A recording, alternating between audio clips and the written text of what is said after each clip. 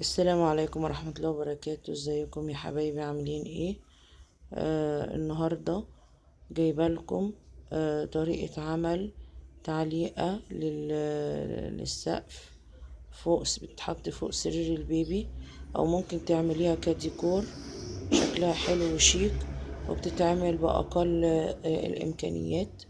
أول مرة يتفرج على قناتي ياريت يدوس اشتراك مع تفعيل الجرس، ولو عجبك الفيديو تضغط لايك وشير عشان يوصلك جديد فيديوهاتي. الأدوات اللي احنا نحتاجها: محتاجين طارة معدن أو خشب عرضها 30 سنتي، ومحتاجين مسمار مدور من اللي هو بيتعلق في السقف. محتاجين شرايط ستان وخيط سنارة أو خيط جامد يكون شفاف. ومحتاجين ورق فوم أو جوخ، بس الجوخ أحسن طبعا عشان يتخيط، بيبقى حلو وشغله سهل. بعد كده هنروح جايبين ورقة بيضة ونرسم عليها سحابة حوالي عرض 30 سنتي، ونعملها زي بطرون، وكمان قطرات المطر بألوان مختلفة. وبعد كده نحشيها فايبر ونخيطها بغرزة اللفق زي ما انتوا شايفين. وبعد كده نحشيها، نعمل قطرات الندى بألوان مختلفة، ونحشيها قطن أو فايبر،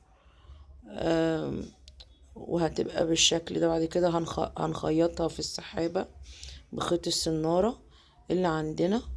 وبعد كده هنعمل التعليقة اللي في السقف دي زي ما انتوا شايفينها كده، هنعملها حوالي 4 سنتي. هنجيب الطارة ونلف عليها شريط الستان، ونحط عليها ونعلق عليها كام سحابة احنا عملناها مع قطرات الندى.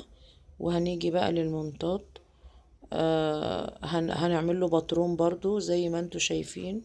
ممكن تاخدوا سكرين شوت وتاخدوا الباترون، نعمله بألوان مختلفة ونخيطه. وفي الاخر هنخيطه برضو في الطارة، نلفه على الطارة، وهيبقى ده شكلها النهائي.